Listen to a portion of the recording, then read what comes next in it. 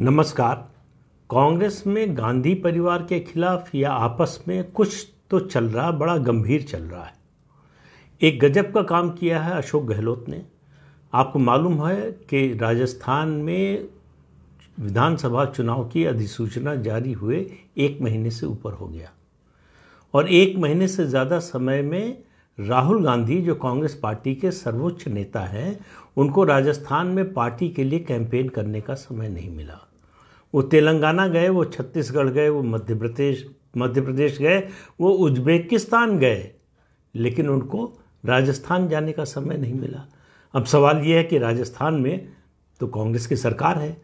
ऐसा भी नहीं है कि ये कोई ऐसा प्रदेश हो जहाँ कोई उम्मीद ना हो कांग्रेस को और बड़े लंबे समय से कांग्रेस सत्ता के बाहर रही हो।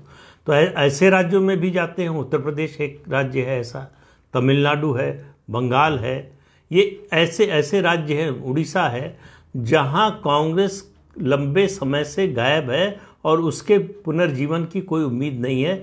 वहां भी राहुल गांधी चुनाव प्रचार के लिए जाते हैं।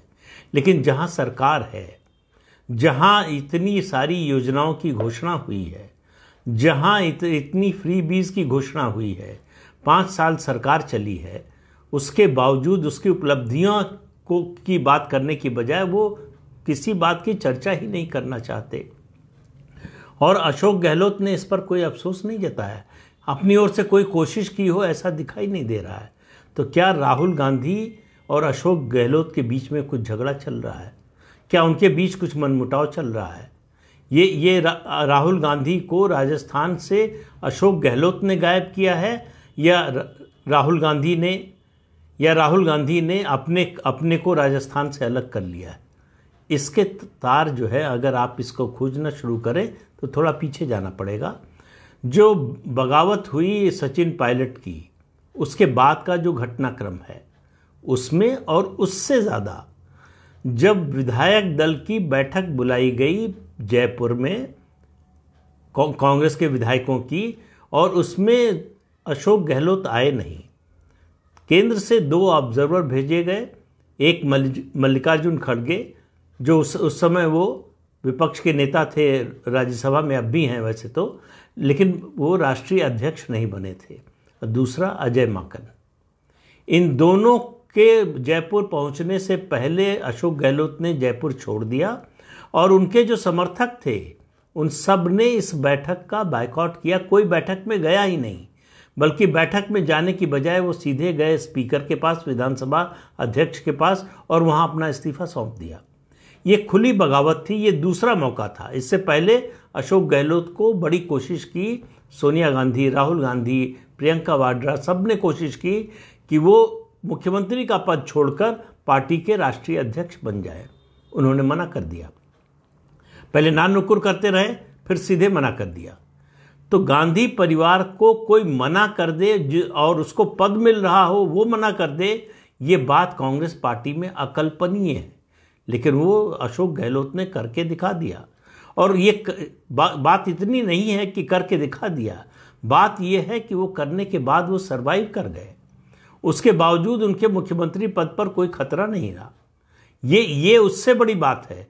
ये एक घटना इस बात का प्रमाण है कि कांग्रेस पार्टी के अंदर गांधी परिवार का सिक्का या गांधी परिवार का रुक्का अब नहीं चलता। लोग बगावत करने को तैयार हैं, स्टैंड लेने को तैयार हैं, बशर्ते उनमें दमखम हो। और ये जो राजस्थान में आपको अशोक गहलोत करते हुए दिखे हैं, आने वाले दिनों में अगर हरियाणा में भूपेंद्र सिंह हुड्डा करते हुए दिखाई दे तो इस कोई आश्चर्य नहीं होना चाहिए। लेकिन अभी आज हरियाणा की बात नहीं, राजस्थान की बात है। राजस्थान में सीधा मुकाबला है बीजेपी और कांग्रेस का। ये चुनाव, ये मतलब 5 राज्यों के चुनाव खासतौर से, और 3 राज्यों के जो राजस्थान, मध्य प्रदेश और छत्तीसगढ़ के चुनाव है, ये कांग्रेस और बीजेपी के लिए, दोनों के लिए बहुत महत्वपूर्ण है। ये बात सही है कि इन चुनावों के नतीजे का लोकसभा के चुनाव पर कोई असर नहीं पड़ेगा।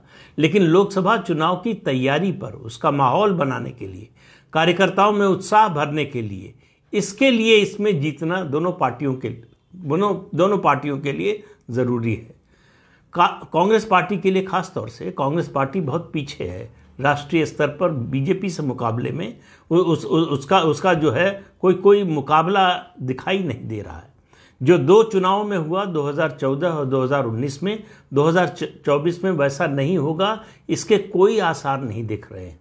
इसके बावजूद, इतना महत्वपूर्ण चुनाव होने के बावजूद राहुल गांधी ने राजस्थान जाना ज़रूरी नहीं समझा। उसकी एक ही वजह समझ में आती है, अशोक गहलोत से नाराज़गी।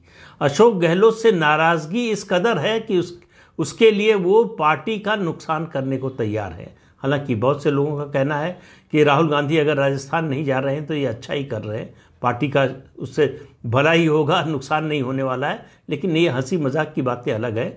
किसी भी पार्टी का राष्ट्रीय नेता अगर विधानसभा चुनाव हो रहा हो किसी राज्य में जहां उसकी पार्टी की सरकार हो, वहां इलेक्शन कैंपेन के लिए, चुनाव अभियान के लिए न जाए, ये बड़ी आश्चर्य की बात है। मुझे नहीं याद है कि कभी किसी राज्य में इस तरह की घटना देखने को मिली हो आज़ादी के बाद से।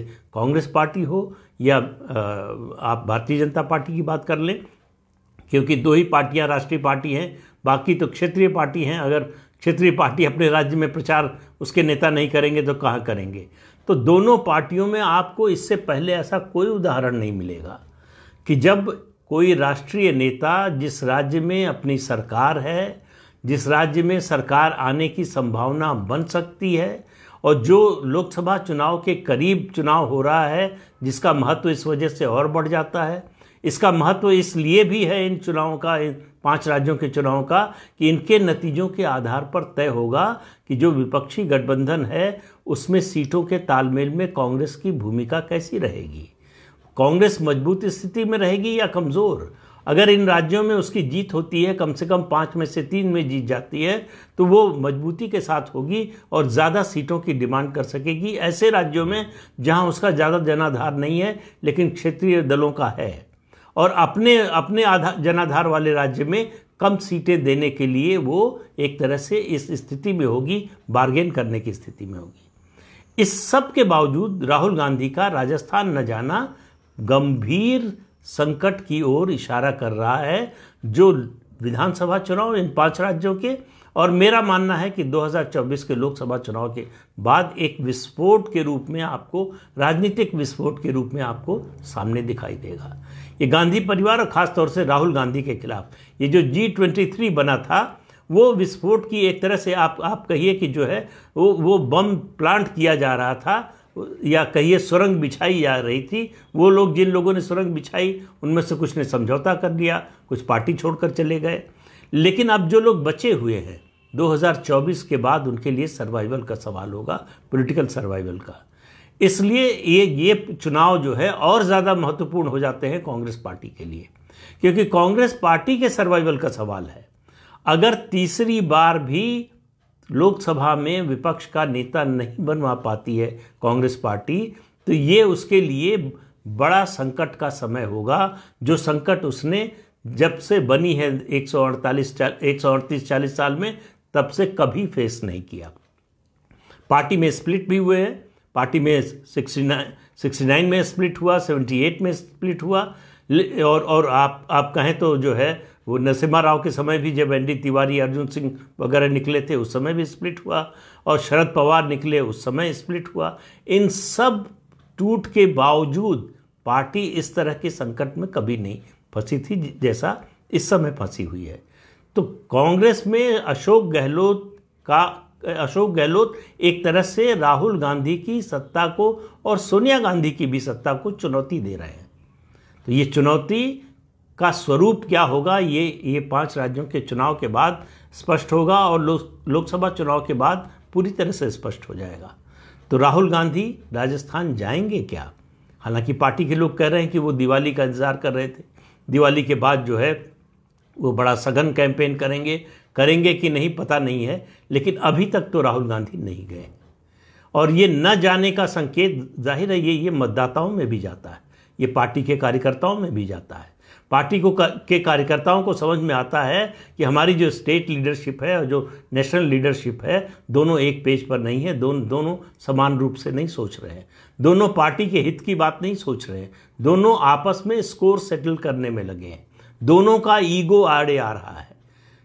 अशोक गहलोत की ओर से भी कोई अपील नहीं की गई। हालांकि जो राजस्थान के लिए स्टार कैंपेनर्स की सूची है उसमें राहुल गांधी का नाम है, लेकिन इसके बावजूद राहुल गांधी अभी तक कैंपेन के लिए नहीं गए हैं। और अशोक गहलोत के पूरे एटीट्यूड से ऐसा लगता है कि उनको इसका कोई अफसोस भी नहीं है, उनको इसकी राहुल गांधी के ना आने से कोई कमी भी महसूस नहीं हो रही। वो पूरा चुनाव अपने कंधे पर लड़ रहे हैं और अभी से इस बात के संकेत दे रहे हैं। ये देखिए, कांग्रेस में इस तरह से कभी होता नहीं है। संकेत दे रहे हैं कि अगर फिर सरकार बनी तो मैं ही मुख्यमंत्री बनूंगा।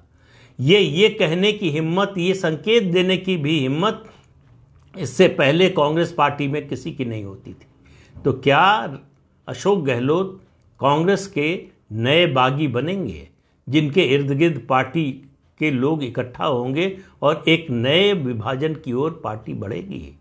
मैं आपसे पहले भी कह चुका हूं कि जब जब चुनाव हुआ है कांग्रेस पार्टी में अध्यक्ष का, तब तब पार्टी टूटी है। देखिए क्या होता है। एक एक्सेप्शन है केवल, वो है सोनिया गांधी का, जब वो चुनी गई थी। तो देखिए क्या होता है, ये 3 दिसंबर के बाद पता चलेगा। तो आज के अंक में इतना ही। नमस्कार।